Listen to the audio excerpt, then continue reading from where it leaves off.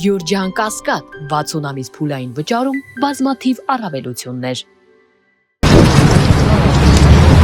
Լիցիա ձեր խափանման միջոցը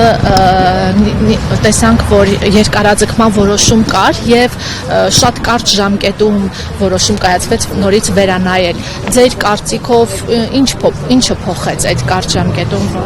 Նախ ներողություն, ձայնս կտրված է մի քիչ։ Տեսեք, միակ պատճառը ժողովրդական ճնշումներ։ Ես դեռ ամբողջ ծավալով չեմ ծանոթացել ինչեր են կատարվել, բայց բոլորը վրդովված էին ու ակնհայտ էր, որ ստեղ կատարվում է ապօրինություն։ Ցավոք սրտի միայն իմ մասով չի դա կատարվում։ Ուղղակի հավանաբար եւ սերը հաշվի առնելով եւ չգիտեմ ուրիշ բաներ երևի հաշվի առնելով իմ դեպքը մի քիչ աղմուկ հանեց, բայց իմ դեմքով երևաց, թե ինչպիսի դատավարություն է այստեղ կատարվում։ Հնարավոր չէր մեկ շաբաթ առաջ ես լինեի շատ վտանգավորած, մի շաբաթ հետո այդ վտանգը այնքան կորեր, որ ինձ վարչական հսկողություն տան։ Այսինքն այդ աբսուրդ է ու ամոթի զգացում չունեն այդ մարդիկ այդ որոշումը կայացնող։ Հիմա մտածում են ես պիտի շնորհակալություն հայտնեմ, որ նման որոշում են կայացրել։ Ոչ, ժողովուրդը ճնշեց, նստացույց արեցին, գրեցին բոլորը, դրանից հետո մի քիչ, չգիտեմ, ակցիաներ են արել ինչ-որ, ես անկեղծ ասած դեռ ամբողջ ծավալով չեմ ծանոթացել ինչ են արել, բայց այնքան ակնհայտ էր, որ այստեղ ապօրինություն է կատարվում, որ ժողովուրդը ընդվզեց, ու այդ ընդվզումը լրացնելու համար մարդիկ որոշումը մի շաբաթվա ընթացքում փոխեցին, զուտ էտա, ուրիշ բան չկա։ Բայց կարծիք կար, երբ դուք դեռ անազատության մեջ էիք, նշում էին, որ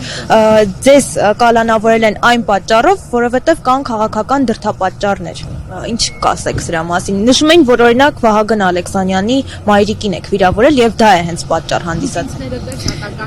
Մեկում ակնարկեցիք։ Տեսեք, ինձ ասել են, որ դա է պատճառը հիմնական ու որ ԿՊ-ից մարդ կա, ով կուրացիա անում էս գործը ու դա Վահագն Ալեքսանյանն է եւ միջադեպ եղել է իր մայրիկի հետ, հավանաբար դա էլ էր պատճառ։ Հետո Իգոր Սարգսյան մի ճիշտ բան ասեց նիստի ժամանակ, ասեց Լիդիային մեր դեմ որպես զենք մի օգտագործեք։ Այսինքն մյուս տղամարդկանց ճնշելու համար տեսնում են, որ մարդիկ վատ են զգում իրենց։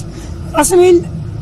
մեզ պահեք, Իգոր Սարգսյան ասում էր մեզ պահեք այստեղ, Լիդիային թողեք թող գնա։ Ինչ եք էս աղջկան էս կնոջը պահում այստեղ։ Նույնիսկ իրենք էլ հանիրավի զրպարտված լինելով, հա, զրպարտություն ասա, այստեղ քրեական գործ չկա, ապացույցներից մեկի կեղծ լինելու մասին էլ բոլորն արդեն գիտեն, չէ, որ այնտեղ ինչ որ մարդկանց գյուլելու մասին խոսք չի գնացել։ Դա այտենց պաթետիկ ինչ որ պետության մասին է եղել այդ խոսակցությունը, այսինքն կոնկրետ ինչ որ մարդու սպանության մասին չի եղել։ Այդ ամեն ինչը հաշվի առնելով, այս մարդկանց պահում են քրեական, ոնց է կոչվում, ՔԿՀ-ն, քրեակատարողական հիմնարկներում, նաև ինձ, ուղղակի իմ դեպքը մի քիչ այդպես աղմուկ հանեց։ Ես միայն դրանով եմ տարբերվում, ու մենակ այս գործը չի։ Ես դուրս գալուց հետո լիք բաներ եմ իմացել, որ կյանքում չի պատկերացնում, որ Հայաստանում մեծ քանակության արդեն քաղբանտարկյալներ կան։ Մեզ մոտ Աբովյան քրեակատարողական հիմնարկում միայն ես եկին քաղբանտարկյալ, ուրիշը չկար, բայց մնացած տեղերում ահավոր վիճակ է ու ասում եմ մենակ ես չեմ, շատ են այդ մարդիկ ու մենակ այս գործով չեն, այսինքն պետք է հիմա բոլորը խոսեն դրա մասին ու ասեն, որ միտեղ դրան պիտի վերջ տրվի ու պիտի բոլոր քաղբանտարկյալներն ազատ արձակվեն։ Իսկ առհասարակ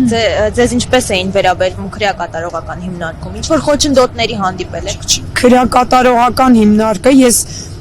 տղաներից դատական նիստերի ընթացքում հետաքրքրվում էի պահման պայմանների վերաբերյալ, ոնց հասկանում եմ Աբովյանը բավական լավ է։ Մնացած տեղերում միջատներ կան, ինչ-որ sense տարօրինակ բաներ կան, մեզ մոտ շատ լավ վերանորոգված տարածք է, աշխատակիցները, եթե դու նորմալ վերաբերմունք ես ցույց տալիս, իրանք նորմալ են, նույնիսկ այն ամենավատ իրանց պահող, չգիտեմ, անկարգ կալանավորների նկատմամբ այնպես չի, որ ինչ-որ վատ վերաբերմունք կա, չէ, այդպես խնդիր չկա, ուղղակի ինչքան ուզում է այնտեղ լավ լինի, նա բանտ է, այսինքն եթե այդքան լավ տեղ է, թող այդ որոշում կայացնողը գնա այնտեղ ապրեն իրանց ընտանիքներով, դա բանտ է, բանտում ես դու գտնվում որոշակի հսկողության տակ, մենակ են երկաթյա դուռը առավոտյան 7-ին, որ բացում են, ասենք զրնգալով, ասենք մարդու վրա հոգեբանորեն ազդում է։ Եվ քանի որ այս գործից առանձնացված մի մաս էլ նախաքննական փուլում է եւ այդ ահաբեկչության պլանի այսպես շուրջ փորձում են փաստարկներ եւ փաստեր ձեռք բերել վարույթ իրականացնող մարմինը եւ այդ ահաբեկչության այսպես ասած պլանը ձեր տնից են արգրավել կհիշեք հասցրել եք այսինքն հասցրեցիք ուսումնասիրել դուք այդ նպատակով էիք տարել եւ ինչ էր դա ինչ իրենից կարող էր պլան ներկայացնել այն էլ ահաբեկչության Տեսեք, մեր տնից հայտնաբերած ինքը ահաբեկչության պլան չէ, ժողովրդական անցման պլանն է, որը որ մեր կալանավորման նախորդ օրը հրապարակվեց, երբ այդ հրապարակում եղավ, արդեն մեզ համար պարզ էր, որ իրանք ուզում են այդ բոլոր մարդկանց կապել իրար, որովհետև այնց անհավանական բաներ ա գրած, այնց մարդկանց ա իրար հետ կողքի դրած, որ այդ մարդիկ երբևէ նույն տեղում չեն կարող լինել։ Ու մարդը այս դաշտում գտնվող հասկանում է, որ այդ մարդիկ միևնույն վայրում միաժամանակ չեն կարող գտնվել միևնույն process-ի մեջ։ Այսինքն դիտավորը բոլորից այս մի հատ կաշայով հավաքել են միտեղ, ուզում են մի հատ մեծ կաշա սարքեն, իբր մեծ դավադրություն ա եղել, իրենք էլ մենք էլ չենք հասցրել ահաբեկչություն գործել, որովհետև իրանք կարծել են կանխեն այդ ամեն ինչը։ Ես շուտ են ձերբակալել։ Այդպես ես կարդացել եմ այնտեղ իսկ թվում է լուրջ մարդ ցանկացած դա կարդացող կհասկանա, որ ուղղակի անհեթեթություն է։ Իսկ այսօրվա դատավարությունից ինչ սպասելիքներ ունեք, ինչ եք կարծում, օրինակ Շարբաթյանին ազատ կարձակեն, որովհետև վերջինս անչափահաս երեխաների հայր է։ Իսկ մյուսներն էլ են անչափահաս երեխաների հայր, ուղղակի Մովսեսին կալանք տվեցին, ոնց որ նաև ինձ։ Մովսեսը, տեսեք, ես մի բան ասեմ, լի քրեակատարողական հիմնարկում լինելով մի բան եմ հասկացել, այնտեղ շատ մարդիկ հայտնվում են այն պատճառով, որովհետև իրանք նորմալ ընտանիքներ չեն ունեցել, նորմալ ընտանիքներում չեն մեծացել։ Շատ ցավում եմ այդ առումով, որ իրանք հայրական ընտանիքն է նորմալ եղել, ոչ էլ ներկայիս ընտանիքն է նորմալ։ Մարդիկ կան ընտանիքները հրաժարվել են իրանցից արդեն, ես չգիտեմ, շատ տարբեր պատմություններ եմ տեսել։ Այս գործում ներգրաված ցանկացած անձի կենսագրություն բացեք նայեք։ Հրաշալի ընտանիքների մարդիկ են, հրաշալի ուղակի։ Նույնը Մովսեսը Շարբաթյան, արվեստի վաստակավոր գործիչ Ռուբեն Շարբաթյանի որդին է։ Ում մեղքը միայն այն է, որ իր հայրենիքի համար դուրս է եկել պայքարի։ Ուրիշ ոչ մի մեղք այդ մարդը չունի։ Տեսեք, անդադ փորձում են խղճի վրա դնել, ինձ էլ անդադ հարցում են մայրիկի առողջությունը ոնց է, այնտեղ առողջական խնդիր ունես չունես։ Ես ոչ առողջական խնդրի պատճառով որ պիտի լինեմ դրսում, ոչ մայրիկի առողջության, ոչ մի ուրիշ պատճառ չկա, որ ես պիտի լինեմ դրսում։ Մենք արդար ենք, հա Մովսեսը ունի անչափահաս երեխաներ, բայց ինքը պիտի լինի դրսում, որովհետև ինքը արդար է։ Ոնց նույն գործն է, ինչը որ իմ գործն է։ Ոչ մի բանով չի տարբերում։ Նույն մեղադրանքն է բոլորիս առաջադրված։ Առանձնացված որևէ բան չկա, որ ասենք Մովսեսը էս ինչ բանն արել, Լիդիան էս ինչ բանն արել, հա։ Այդ 16 կետերը բոլորիս համար թվարկում են։ Բոլորս նույն բաները պատրաստել ենք։ Այսինքն նույնիսկ այդ աստիճան իրանք անփույթ են գտնվել այս գործը սարքելիս։ Մովսեսը ունի շատ լավ ընտանիք ունի, եւ իր հայրիկը եւ իր պապիկը շատ ընտիր ընտանիքի տղա է ինքը եւ շատ լավ երեխաներ ունի եւ մեր կալանավորման նախորդ օրը մենք մասնակցել ենք իր երեխայի 40-ին ու դրանից հետո ուղիղ հաջորդ օրը մեզ կալանավորեցին ես էլ ճիշտն ասած չգիտեմ մտքովս ինչ անցավ իր կնոջ համար անթառամներ էի տարել հիմա այդ ծաղիկները թարմ իրանց տանը մնում են մինչեւ որ Մովսեսը կազատվի կգնա իրենց տուն Մովսեսը արդար է դրա համար ինքը պիտի լինի դրսում ոչ թե այն պատճառով որ ինքը ունի անչափահաս երեխաներ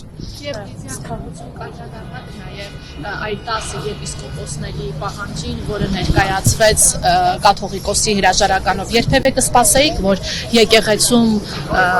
նման պահանջ կներկայացնեն հոգևորականները։ Տեսեք, ես եկեղեցին իմն է, ես եկեղեցու ներսի մարդ Իմ ընտանիքն է եկեղեցու ներսի մարդ, հոգևորական չենք, բայց մենք, այսպես ասեմ, պատարակների մասնակցող, հաղորդվող, եկեղեցու կյանքին մասնակցող մարդիկ ենք մենք մեր ընտանիքով ու նաև ես։ Ես շատ բաներ ներքին գիտեմ, մեր տավուշի դեր տարունը չեմ ուզում խոսել այդ թեմաներով։ Եպիսկոպոսներին անկեղծ ասած երբեք չեմ պատկերացրել, որ նման բան կլինի, բայց եւ ուրախ եմ, որ բացահայտվել է այդ ամեն ինչը, որովհետեւ շատ ավելի վատ կլիներ, որ իրենք ծպտված մնային ու գործեին ներսից։ Ուշ կարողություն վեհապար հայրապետին, այն անսասան մնացած մի քանի եպիսկոպոսի, չգիտեմ, Աստված օգնական եւ հույս ունեմ, որ այս ճնշումներին չեն ենթարկվի եւ հետ քայլ չեն անի։ Որովհետև այդ մարդիկ վստահաբար շանտաժի ենթարկվելուց հետո են դիմել այդ քայլի, որովհետև ներսի մարդիկ կային, եկեղեցու ներսի, որ ասում են, որ մի շաբաթ առաջ էս ինչ մարդ է այսպիսի բաներ էր խոսում, 10 օր առաջ հիմա գնացել նստել է Նիկոլ Փաշինյանի դիմաց, այսինքն ինչ որ կոմպրոմատ ունեն այդ մարդու դեմ, ուղղակի երբևէ չի կարող որևէ անձնական պատճառ ավելի բարձր լինել, քան քո պետության ու քո եկեղեցու շահը։ Ինձ թվում է իրանք թույլ են գտնվել, դրա համար այս վիճակում ենք հայտնվել ու ինչպես սրբազաններն են գրել, ես հույս ունեմ, Պետրոսն էլ ուրացավ, չէ, որ բայց Պետրոսը հետո դարձի եկավ, Հուդան դարձի չեկավ։ Հիմա Պետրոսի նման